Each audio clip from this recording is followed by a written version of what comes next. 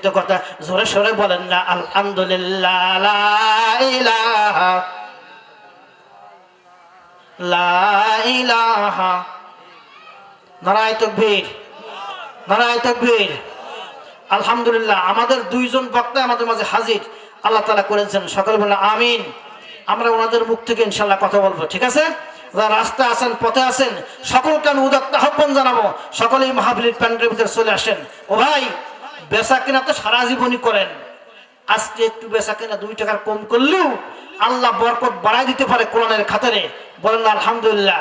যারা রাস্তায় বেচা কেনা করতেছেন, যারা এই অবস্থা আছেন, আমি সকলকে আমি আমার অন্তরস্থল থেকে তাদের জন্য আমি দোয়া করি ভাবে আল্লাহর কাছে, যেহেতু আজকে কোরআনের মাহফিল, এই দাঁতিয়াতা গ্রামের যুবক ছেলেরা অনেক কষ্ট করে মাহফিলের প্যান্ডেলটা জোগাড় করেছে কোরআন শোনানোর জন্য। কথা বলছেন না?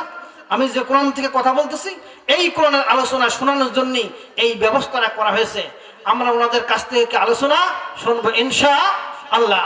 এজন্য যারা রাস্তা আছেন, পথে আছেন, ভাই আমার এটা তো আসলে এভাবে লেখা দরকার নেই। এই জায়গাটা একটু ভেজাল করতেছে, বুঝছো না? একটু ভেজাল করতেছে।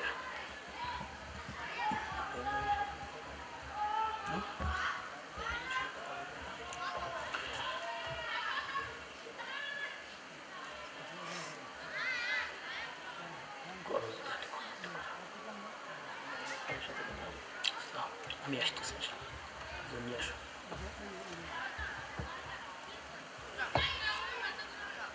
হুজুর আসার আগ পর্যন্ত আমরা কথা শুনতে থাকি, তাই না? তাই কোথায় রাখছি কথা মনে আছে? এইবার আল্লাহ রসুল যখন ওয়াজ করতেছে, উনি বাড়ির দিকে রওনা হয়েছেন, ঠিক আছে? আরে ভাই, আমাদের দেশে এক সমাজ ছিল, আমি শুনছি যখন ছোট বয়সে কোন সময় বলতো, তো এখন অবশ্য শোনা যায় না, আল্লাহ শুক্রিয়া, অনেক মাগুনরা বুঝও পাইছে।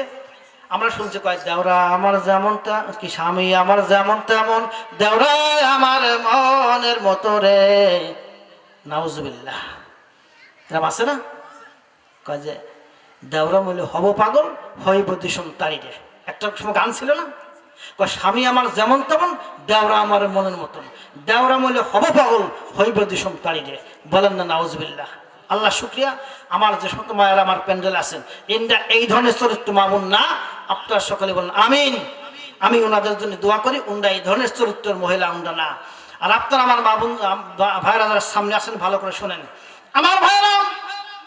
এবার যখন আল্লাহর বান্দা যখন বাড়ির দিকে যখন রওনা হয়েছে, কিন্তু চিন্তা করেছে ওই ইহুদির স্ত্রী একটা পরিকল্পনা গ্রহণ করেছে। স্বামী স্ত্রী যখন ভালো সম্পর্ক না, আমাদের দেশেও এক সময় ছিল, আমাদের মাগুরার ইতিহাসটা, স্বামীকে দুনিয়া থেকে চিরবিদায়ের জন্য স্বামীকে জবাই করেছেন, ইতিহাসটা আমাদের মাগুরার মধ্যে আছে। স্বামীকে জবাই করেছে অন্য স্বামী গ্রহণ করার জন্য। শুধু কি তাই না আমার ভাইরা, এই স্বামীকে বিষ পিষায় খাওয়া, এই স্বামীকে শেষ করে দিয়ে অন্য একটা স্বামী গ্রহণ করবে, এই চিত্র আমাদের মোহাম্মদপুরের মধ্যে আছে।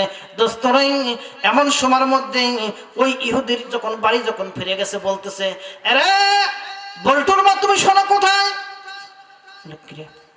জীবন আমার সাথে কথা কয় না, 2 সপ্তাহ আসছে, কথা বল্টুর মা চলে আসো, আমরা একসাথে বসে খানা খাবো। ওই যে আল্লাহ রসুল শিখাইতেছে যে একসাথে যদি খানা খাতে পারো তাহলে তোমাদের মধ্যে বরকত হবে, যা কিছু ইনকাম হবে এইটুকুরে বোঝে। আখিরাতে পরকালে কেউ সেটা আলাদা কথা, তবে আমাদের মধ্যে রিজিকি বরকত হবে, যা কিছু ইনকাম করবো তার মধ্যে ভরপুর হবে, এইটুক জানতো। যে আব্দুল্লাহ বিটা মুহাম্মদ সাল্লাল্লাহু আলাইহি সাল্লামের মুখতে যে কথা বের হয়, এই কথার মধ্যে কোনো সন্দেহ নাই। বলেন না আলহামদুলিল্লাহ। আমার ভাইরা, লোকটি যখন বাড়ি যে বলতেছে, আসুন স্ত্রী আমরা একসঙ্গে যে খানাটা রাখছি, ওই খানা আমরা একসঙ্গেই খাবো। আসলে তো খানার মধ্যে তো বিষ মিশায় রাখছে ওই স্ত্রী। কি মিশায় রাখছে? আসে খালি পারে এই স্বামী দুনিয়ার থেকে বিদায় হয়ে যাবে। বারবার এই সময় পরপর যখন বলতেছে আসো একসঙ্গে বসে খানা খাবো, ওই যে আল্লাহ রসুল যে বর্ণনা করেছেন, যদিও তার ধর্ম মানি না, কিন্তু ওনার কথাটা সত্য, এর মধ্যে কোনো সন্দেহ নাই। বলেন না আলহামদুলিল্লাহ।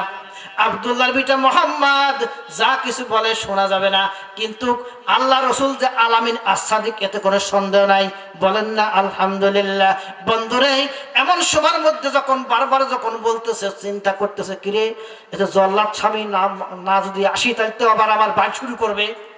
দেখেন জল্লাদ স্বামী বলে মানুষ ভয় করার সময়, স্বামী যদি জল্লাদ হয়, এরকম জল্লাদ স্বামী আমাদের মাঝে আছে। আমার ভাইরা, এমন সময়ের মধ্যে স্ত্রী বলতেছে, একান্তই আপনার কাছে আমি এই কথাটা না বললেই পারলাম না। ওই স্ত্রী ভালো করে শুনে রেখে দাও, বারবার বলতেছে, স্বামী ওই যে খাবারটা রাখছি আপনার জন্য, আসলে তো ওই খাবারটা আপনিও খাবেন না, আমিও খাবো না। বলেন না সুবহানাল্লাহ। কারণ ওই খাবারের মধ্যে তো বিষ মিশাই রাখছে। বলেন ঠিক কিনা?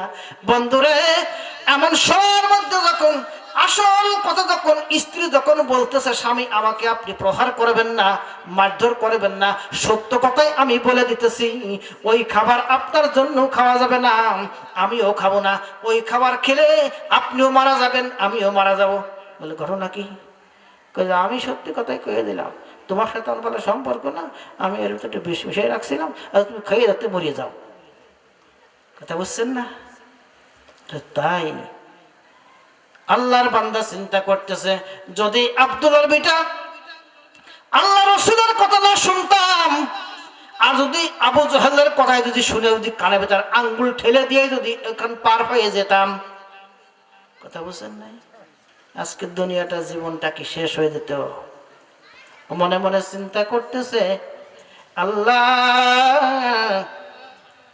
আবু জাহেলের কথা শুনবো না, চলো স্ত্রী আমরা আজকে দুইজনেই, তোমাকে তো কিছু বলবাই না, আজকে যদি এই ওয়াজটা আমি না শুনতাম, বাড়ি এসে এই খানা খাবার পরে তুমিও মারা যেতে, আমিও মারা যেতাম। তার মানে আমি যখন মারা যেতাম আর দেশের লোক তোমাকে ছাড়তো না, তোমাকে খতম করে ছাড়তে। বলেন ঠিক কিনা? আমার ভাইরা, আসো স্ত্রী আজকে থেকে আবু জাহেলের বাড়ির কাছ থেকে দূরের কথা, আবু জাহেলের কথাও শুনবো না, তার নেতৃত্ব মানবো না। আজকের থেকে আমরা শুনবো বিশ্ব নবীর কথা। জোরে সোরে বলেন না আলহামদুলিল্লাহ। আসো স্ত্রী আমরা আল্লাহ রসুলের দরবারে চলে যাই, আমরা একসঙ্গে দুইজনে যাই বলি, আল্লাহ রসুল আপনি আমাদেরকে কালেমা পড়াইয়া মুসলমান বানিয়ে দেন। জোরে সোরে বলেন না সুবহানাল্লাহ। দুইজনে এসে আল্লাহ রসুলের পাশে যখন বসে গেছেন, ইহুদি যখন বসছে, আল্লাহ রসুল তো বোঝে নাই, বুঝছে নাকি? বোঝে নাই।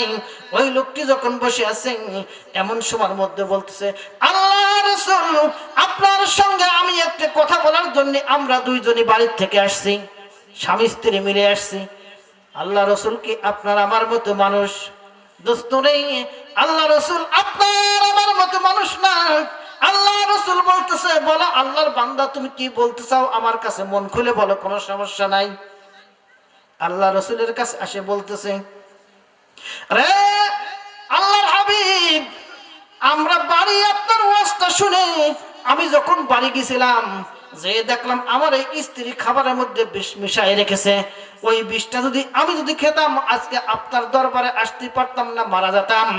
আমি যখন এই রাস্তা দিয়ে যখন চলি, আপনার মুখ দ্বারা এই ওয়াজখানা শুনছিলাম, আপনার ওয়াজখানা শুনে আমি বাড়ির দিকে চলে গেছি, যাই আজকে আমি হায়াতে বেঁচে আছি।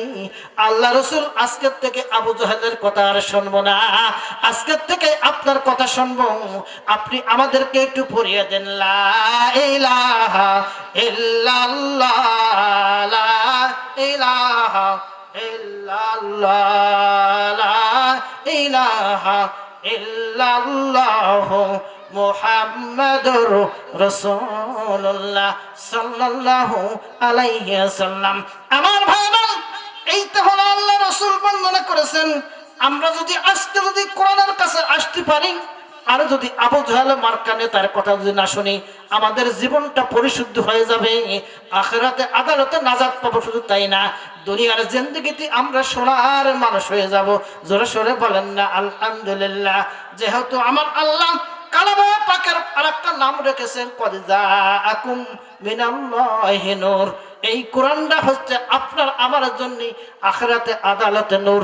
বলেন না আলহামদুলিল্লাহ।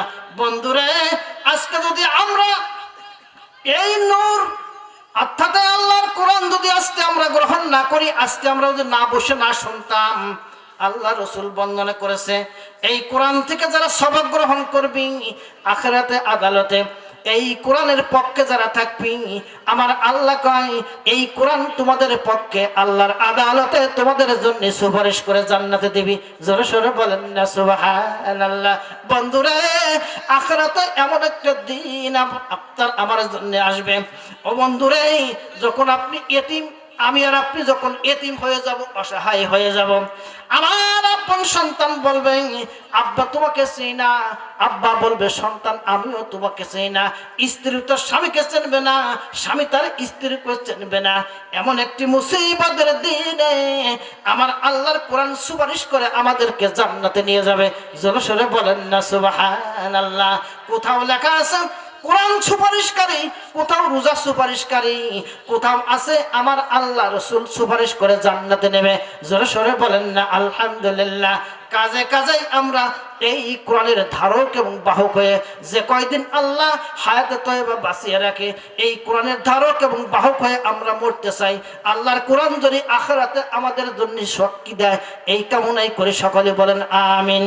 আমার ভাইরা, এবার আল্লাহ বলতেছেন এইবার দ্বিতীয় আয়াতে ওয়ালা নাবুলু আন্নাকুম বিশাইইম মিনাল খাউফি ওয়াল জু ওয়া নাকসিম মিনাল আমওয়ালি ওয়াল আনফুসি ওয়াস সামারাত ওয়া বাশশিরিস সাবিরিন। আমার আল্লাহ বলতেছে ঈমানদার তোমরা শুনে রেখে দাও, আমি আল্লাহ তোমাদেরকে কিছু ভয় এবং সম্পদের ক্ষতি দ্বারা তোমাদেরকে আমি আল্লাহ পরীক্ষা করব। কি দ্বারা? ফল শস্য ক্ষতি, অর্থাৎ সম্পদ যা কিছু আছে আমাদের আসবাবপত্র দুনিয়ার জিন্দেগিতে, যে কোনো একটি দ্বারা আমি আল্লাহ পরীক্ষা করব। এই পরীক্ষায় তোমরা যদি পাশ করতে পারো, আমার আল্লাহ দেখতে বলে আন্নালাহুম জান্নাতিন তাজরি মিন তাহতিহাল আনহার। ও আমার জান্নাতি বান্দারা, তোমরা আমি আল্লাহর জান্নাতে চলে যাও। জোরে সোরে বলেন না সুবহানাল্লাহ। দোস্ত নেই, জান্নাতে যাওয়ার এমন একটি সময়ের মধ্যে আল্লাহর বান্দারা এই আমলটা যখন সামনে যখন হাজির হয়ে যাবে, ও দোস্ত আপনার হাতে যখন বেড়ি পড়ানো অবস্থায় আপনাকে যখন পুলিশ যখন আদালতের দিকে নিয়ে যায়, জেলখানার দিকে নিয়ে যায়, আপনি তখন মনে মনে চিন্তা করেন আল্লাহ আমার কত বড় বড় আত্মীয় স্বজন আছে, আমার মন্ত্রী মিনিস্টার আছে, আপনজন আছে, যদি একজন এসে বলতো আমার এই ভাই আজকে কোনো অপরাধ না কোনো